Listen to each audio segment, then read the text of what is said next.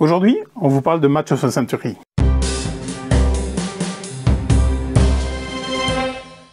Hello! Hello! Bienvenue dans cette vidéo Bûcher au laurier, c'est Cédric. Et Laurent. Et on va vous parler d'un petit bijou. Petite boîte. Ouais. Grand jeu, on pourrait dire. Voilà, on a direct pensé par nos avis. On spoil un peu. Voilà, on a direct passé à nos avis. À bientôt! Allez, les mensurations. C'est un jeu à 2 joueurs pour des parties de 30 à 45 minutes. C'est du 10+. C'est fait par Paolo Mori qui nous a fait Ethnos, Libertalia, Blitzkrieg, entre autres. L'excellent Kaiser.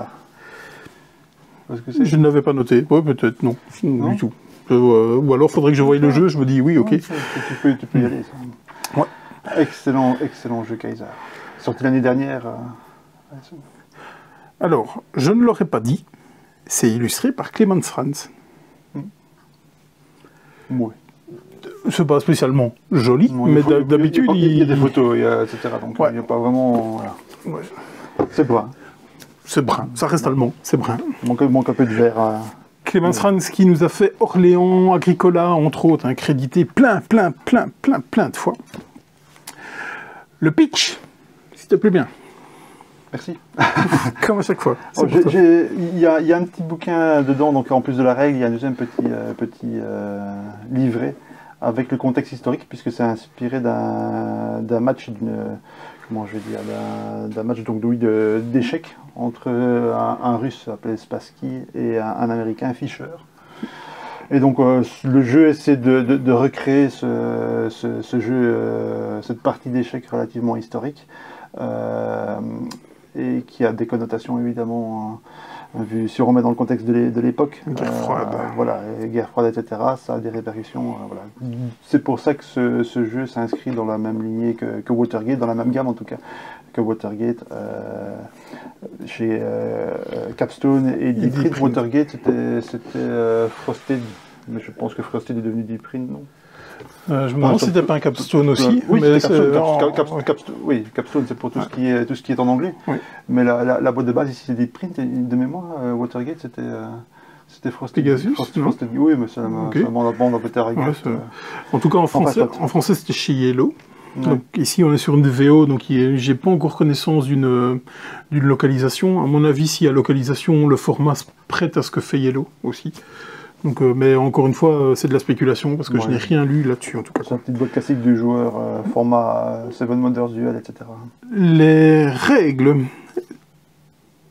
c'est pas complexe, c'est pas compliqué. Donc c'est une espèce de jeu de deck building. Donc vous avez des cartes qui sont à double effet, donc avec un effet qui sont un côté noir, un côté blanc. Par contre, on va s'affronter sur 4 manches au maximum pendant un certain nombre de tours, jusqu'à temps que il y aura un vainqueur. Quelqu'un va prendre l'ascendant. En cas d'égalité, ce seront les rouges, c'est ça, qui gagneront, qui seront le côté russe qui gagnera, parce que historiquement, c'était lui qui avait gagné le plus de matchs et tout ça. Donc en cas d'égalité, égalité il y a. J'ai pas vraiment lu le contexte historique. Mais en fait ici, ça simule plusieurs matchs, plusieurs parties en fait d'échecs. Et donc il y a plusieurs. Et c'est pour ça dans la règle d'ailleurs, ils distinguent bien. Les games, donc ce sont on pourra appeler ça les manches, et la partie qui est le match en fait. Donc Match of the Century, ça s'appelle pour ça parce que c'est un ensemble de parties qui sont simulées. Et chaque partie en fait, dès qu'il y a une majorité qui est marquée, représentée par ce curseur, donc ça tire à la corde. Ça tire à la corde. Dès qu'il y en a un qui a tiré le plus vers lui et que l'autre ne peut plus revenir, la manche s'arrête, donc pas la partie, mais le game, comme ils disent, s'arrête. On marque un point et on recommence de nouveau une partie jusqu'au moment où il y a quelqu'un qui arrive ici au milieu et qui à ce moment-là remporte la série de parties. Ouais. Ouais. Donc on va jouer soit les blancs, soit les noirs. Entre chaque manche, ça va s'inverser. Ouais, parce que les cartes, on ne les voit peut-être pas très bien. Les cartes, voilà. Donc, quand on a des cartes, on a un certain nombre de cartes dans sa main à chaque manche, et selon, donc ça alterne évidemment à chaque manche. Si on joue les blancs, on doit jouer toutes les cartes, on va les mettre du côté blanc vers le haut, et si on est les noirs, donc le blanc est chez les autres, on va retourner toutes les cartes et on va les jouer absolument côté noir. Donc ça C'est une règle, et ça c'est bien fait parce que quand on joue les cartes à une certaine manche, on réfléchit à quelle carte on joue aussi, parce que si on les tient dans notre main pour la manche suivante, de l'autre côté elles sont souvent inversées, comme vous voyez ici, par exemple c'est 1 en noir, mais je me dis peut-être que je ne vais pas la jouer pour le 1 en noir, parce que quand on passera à la manche suivante, et que je serai le blanc, ce sera 3 à ce moment-là. Donc voilà, il y a pas mal de voies stratégiques. Donc, c'est une espèce de deck building. On va jouer, celui qui a l'initiative va jouer une seule carte dans un des terrains disponibles. Chaque terrain a une valeur de 1, 2, 3 ou 4, ce qui va nous faire grimper sur cette piste de mécanisme de tir à la corde. C'est la valeur, en fait. La valeur, donc, si jamais quelqu'un est trop haut pour les manches qui resteraient, la partie s'arrête, il a une game, et donc on reset tout, on change. Et donc, on a un curseur ici qui va nous dire combien de cartes on va prendre en main, qui va être en fait notre mental. Ça, c'est vraiment la... Ouais, c'est la clé. Hein, c'est la clé. C'est le génie du jeu, du design. Il est dans cette piste qui s'appelle Endurance. Donc, on joue une carte. On peut éventuellement déployer jusqu'à 2 pions blancs qui s'ajoutent à la valeur de la carte, et l'adversaire va répondre. Donc, l'adversaire aura un seul choix, à savoir, je vais jouer une carte. Alors, s'il égalise, rien ne se passe, et personne ne prendra les points. S'il décide de perdre, il va prendre l'avantage, le bonus qu'il y a sur sa carte, qui sera divers et varié, parce qu'il y en a tout plein. Je vais prendre un pion, je vais prendre une carte, je vais regagner de la santé mentale. Tu vas perdre de la santé mentale, donc voilà. Ou alors, il va prendre le lead là-dessus, et donc il va gagner l'affrontement, et va ajuster l'échelle qui va avec. C'est au niveau des règles. C'est pour ça que c'est un 10+, parce qu'il n'y a pas grand-chose à faire à part vous jouer une carte et vous appliquer les effets si vous voulez. C'est typique des designs de Paolo Mori. Oui. En termes de règles, on est toujours c'est toujours très fin. Quand on les lit, on se dit...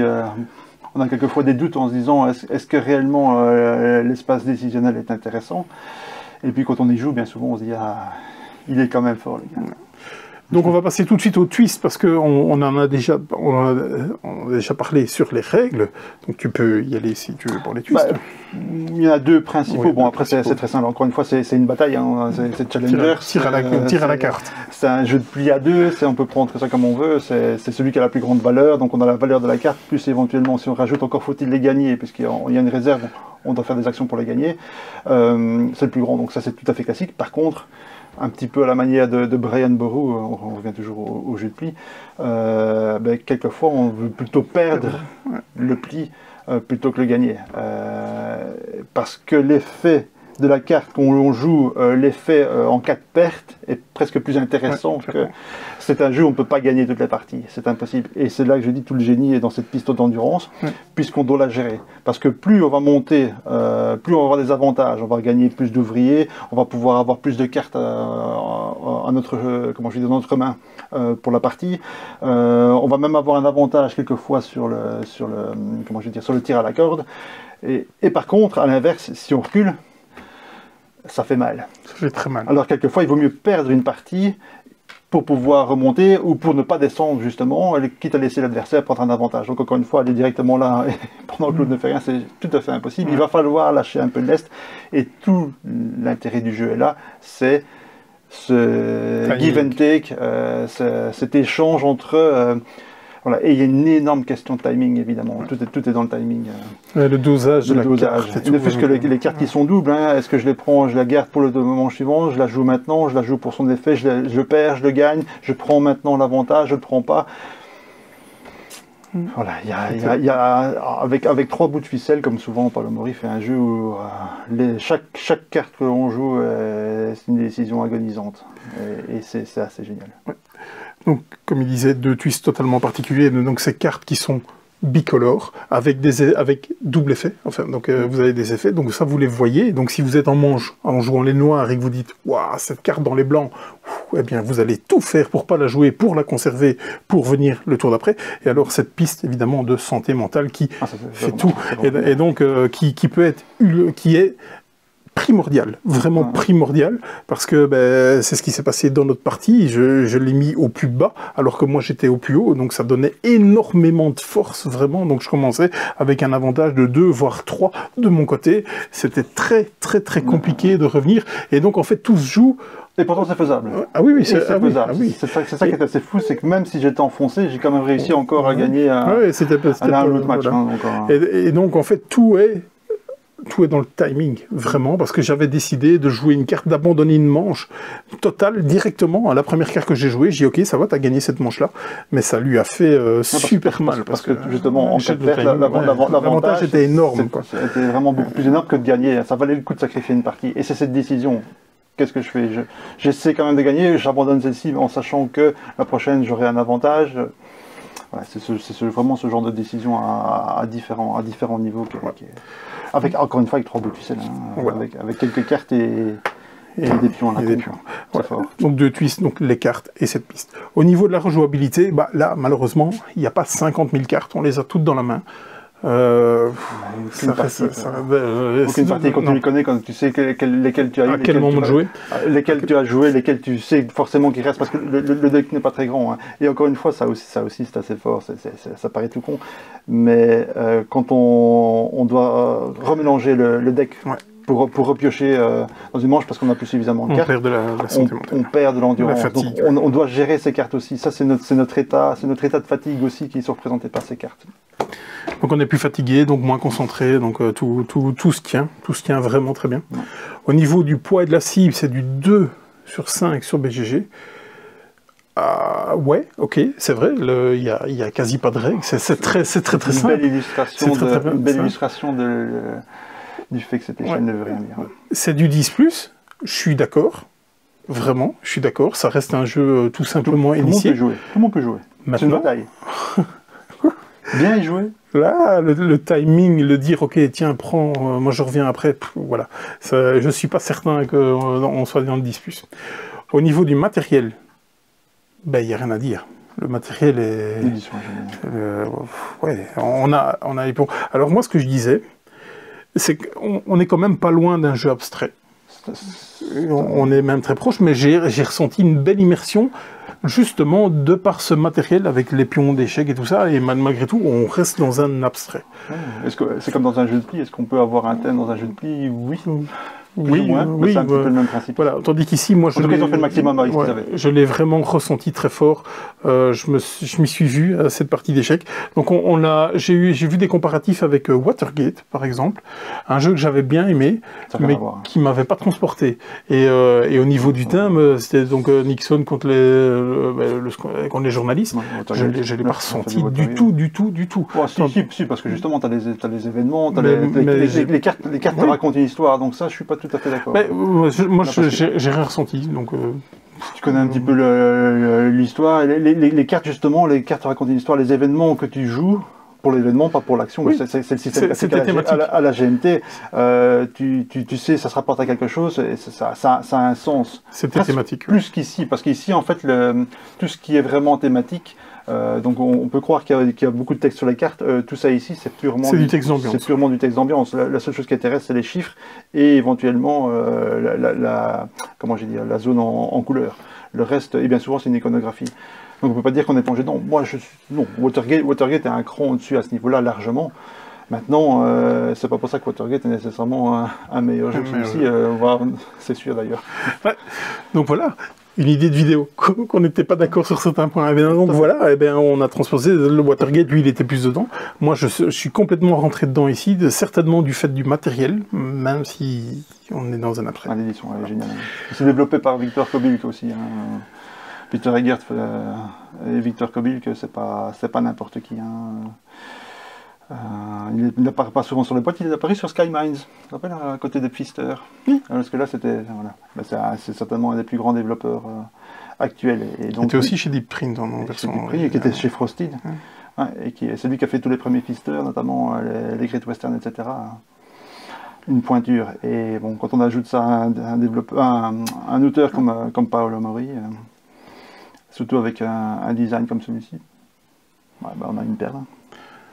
On passe à nos avis. Bon, ça va être sans surprise, hein, clairement. Donc, masterclass. Oui. J'ai rien d'autre à dire, c'est une masterclass. Ouais. Voilà. En termes de design, je vois pas si j'ai un idéal en termes de design, en termes de pureté de gameplay. Je prends souvent l'exemple de King is Dead. on est à ce niveau-là, quoi. Voilà. Il n'y a rien d'autre à dire. La perfection n'est pas loin si elle existe. Ouais, donc c'est vraiment... en fait, c'est très simple. La résolution de ce qui va se passer est très simple. Et à chaque fois, il n'y a pas une fois où il a joué une carte et directement il y a la réponse derrière. Quand tu avais ta super main, tu allais m'exploser, et la première carte que j'ai jouée, j'ai abandonné. Du coup, j'ai remonté sur ma piste d'endurance, et Cédric, il a pu retourner toutes ses cartes, et du coup, plus rien. C'est ça. Donc, en fait, il n'y a pas eu du tac au tac, franchement. C'est pas parce qu'il a joué une carte. Pourtant, c'est très simple. Il y a une valeur, c'est du 4, à la limite, tu mets 2 pions, ça fait 6, c'est super simple. Non. Toutes les décisions doivent être pesées, je vais jouer quelle carte. Si je joue cette carte-là, d'office, je vais abandonner cette carte-là, mais j'ai envie de la garder pour le tour d'après, parce que dans la couleur noire, parce que si je joue les blancs, elle est plus forte, enfin voilà. Rien que ça. Je suis obligé de jouer sur ce terrain-là, parce que si je ne gagne pas sur ce terrain-là, le match il est fini. J'ai plus rien. Voilà, tout est là, et c'était un jeu extrêmement tactique, mais avec de la stratégie, vraiment. Il y a pas mal de voies stratégiques. Voilà.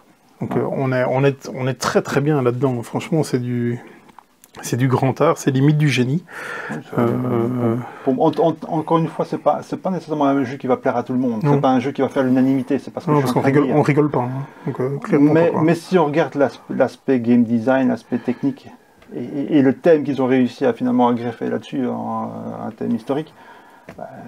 On peut que s'incliner.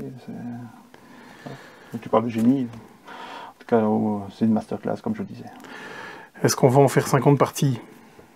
Est-ce qu'on fait 50 parties d'un jeu? Nous, non, ça c'est sûr. Ça, c'est sûr. Mais si maintenant il faut jouer à un jeu, bah oui, on parle de King is Dead, on parle de ça. C'est des jeux qui s'installent facilement, qui s'expliquent en 5 minutes, et à la fin de la partie, on se dit, c'est quand même quelque chose. Quoi. Je regardais ce que j'ai un peu dans ce format-là.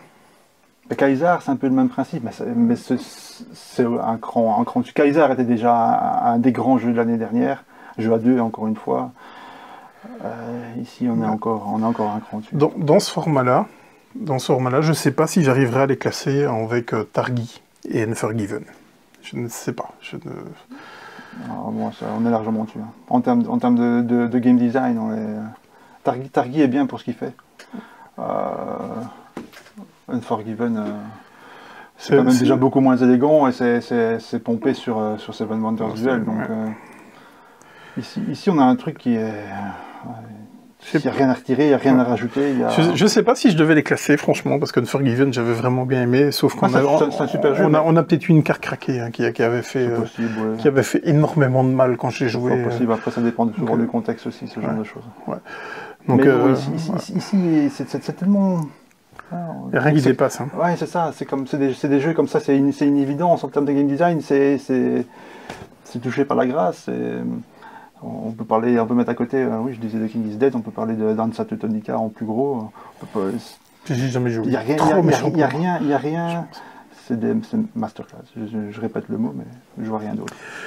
Bon, le verdict, sans surprise. Hein. Voilà, ce sera un 10 pour moi. C'est vrai? Ouais. Ah, je sais pas. Je sais pas si on peut faut mettre un, oui. Encore une fois, il y a des gens qui n'aimeront pas et qui ne s'en passionnera pas. Non. Mais il faut reconnaître que même si on n'apprécie pas, on peut que reconnaître la qualité de ce que propose Paul. Voilà, donc moi je l'ai pas vu venir, celui-là, franchement, j'avais rien entendu, c'était dingue. C'était une de mes plus grosses attentes. Et donc là, et il déçoit pas. On en a essayé un autre, on a sans doute une vidéo aussi dessus, où là aussi c'était une de mes plus grosses attentes, et il n'a pas déçu non plus. Donc, et c'est pas les nucléums, etc. Non. Donc je suis vraiment, je me dis que si le reste est à la hauteur de ce que j'ai ramené, ça risque d'être une bonne année, on peut le dire. Allez, on n'en jette plus, la coupe est pleine. Salut. C'est du très bon. Allez, à bientôt. Hein.